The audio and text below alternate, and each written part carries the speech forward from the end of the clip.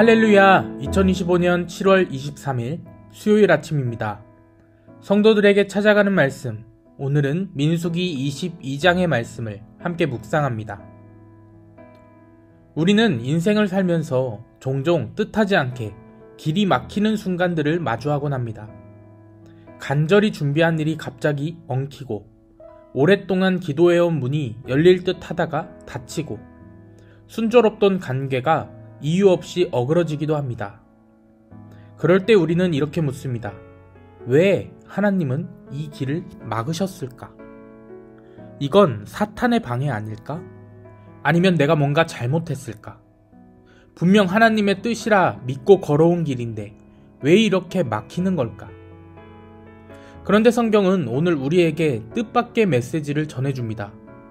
그 길을 막으시는 분이 바로 하나님이실 수도 있다라는 것입니다. 그리고 그 막힘은 심판이 아니라 우리를 지키시기 위한 하나님의 깊은 사랑일 수도 있습니다.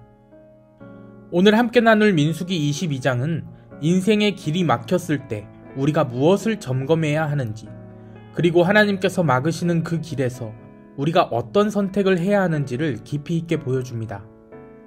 오늘 말씀의 시선은 이스라엘 백성이 아닌 반대편에 선 자들의 시선입니다. 이스라엘 백성이 요단강 동편 모압 평지에 도착했습니다. 가나안 정복을 앞둔 마지막 진영입니다. 이때 곧 그들과 부딪힐 모압 왕 발락은 두려움에 휩싸입니다. 이스라엘이 지나온 땅들을 정복하고 점점 가까이 오고 있었기 때문입니다. 그래서 그는 당시 유명한 선지자였던 발람을 부릅니다.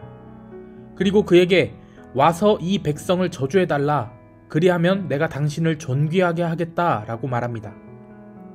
발람은 일단 그 제안을 거절합니다. 하지만 마음은 흔들리고 있었습니다. 왜냐하면 금은보화가 그의 눈앞에 있었기 때문입니다. 하나님은 처음에 그에게 명확하게 말씀하셨습니다. 오늘 말씀 12절의 말씀입니다. 하나님이 발람에게 이르시되 너는 그들과 함께 가지도 말고 그 백성을 저주하지도 말라. 그들은 복을 받은 자들이니라. 하지만 발락이 다시 사람들을 보내서 더 높은 지위의 고관들과 더 많은 약속들을 보내자 발람은 다시 하나님께 묻습니다. 그리고 그 다음 장면을 보면 하나님은 언뜻 허락하시는 것처럼 보입니다. 20절의 말씀입니다. 밤에 하나님이 발람에게 임하여 이르시되 그 사람들이 너를 부르러 왔거든 일어나 함께 가라. 그러나 내가 내게 이르는 말만 준행할지니라. 그런데 바로 다음 구절에서 발람이 아침 일찍 일어나서 길을 떠나자 하나님의 진노가 그에게 임합니다. 왜일까요? 하나님께서 허락하신 것 같았는데 왜 분노하실까요? 발람은 이미 마음을 정하고 움직였기 때문입니다. 그는 하나님의 뜻대로 하겠다라고 말하지만 그 마음에는 보상과 명예, 그리고 사람들의 시선이 들어 있었습니다. 하나님은 그 마음을 아셨습니다. 그는 선지자였고 하나님의 음성을 들을 수 있었지만 그의 마음은 이미 기울어져 있었던 것입니다. 가지 말라는 분명한 명령 앞에서 그는 계속 한 번 더 하나님께 묻습니다. 하나님의 뜻을 알면서도 자기 자신의 부귀영화를 위해 그 뜻을 살짝 비틀 수는 없을까? 혹은 명령을 지키는 모양새만 하고 보상을 받을 수는 없을까를 고민하고 있었던 것입니다. 그래서 하나님은 진노하셨습니다. 하나님은 말보다 마음을 보시는 분이십니다. 결국 길을 떠난 발람 앞에 하나님의 사자가 칼을 들고 나타납니다. 하지만 발람은 보지 못합니다. 그 대신 그의 나귀가 그 광경을 봅니다. 놀랍게도 나귀는 3번이나 방향을 틀고 무릎을 꿇고 멈춰섭니다. 그리고 화가 난 발람은 나귀를 때립니다. 그때 하나님께서 그 나귀의 입을 여십니다. 28절의 말씀 함께 읽겠습니다. 여호와께서 나귀 입을 여시니 발람에게 이르되 내가 당신에게 무엇을 하였기에 나를 이같이 3번을 때리느냐. 그 말과 동시에 발람의 눈도 열려 칼을 든 여호와의 사자를 보게 됩니다. 그제서야 발람은 무릎을 꿇고 고백합니다. 34절입니다. 발람이 여호와의 사자에게 말하되 내가 범죄하였나이다. 당신이 나를 막으려고 길에 서신 줄을 내가 알지 못하였나이다. 당신이 이를 기뻐하지 아니하시면 나는 돌아가겠나이다. 말하는 나귀는 발람에게 주어진 하나님의 깊은 경고였습니다. 하나님의 사람이라고 해도, 하나님의 음성을 듣는다고 해도 그 마음이 하나님보다 다른 목소리에 흔들릴 때 하나님은 전혀 예상하지 못한 방식으로 우리를 막으십니다. 때로는 막힌 길로, 때로는 어그러지는 일들로, 때로는 갑작스러운 침묵으로 우리에게 말씀하십니다. 문제는 우리가 그 순간 일어나는 일들을 통해 하나님의 음성을 듣고 있는가, 무언가 잘못됨을 알고 멈추고 있는가, 그리고 깨닫고 있는가입니다. 이 이야기에서 우리가 배우는 가장 큰 교훈은 하나님의 사람이라도 우리는 한없이 연약한 인간이기에 자신의 욕망에 기울어질 수 있다라는 것입니다. 우리는 매일 수많은 목소리를 듣습니다.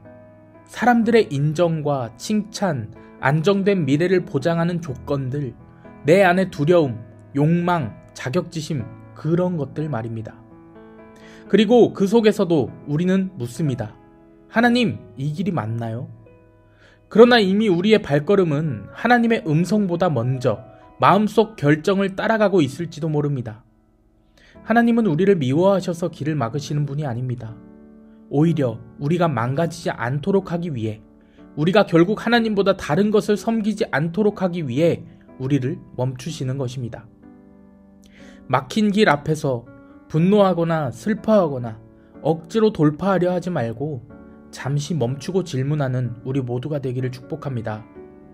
지금 나는 누구의 말을 듣고 있는가? 이 길은 하나님이 기뻐하시는 길인가? 내가 원하는 건 정말 하나님의 뜻인가? 내 욕망인가? 한번 스스로 점검해 보시고 스스로 질문해 보시길 바랍니다. 하나님은 발람의 걸음을 막으셨습니다.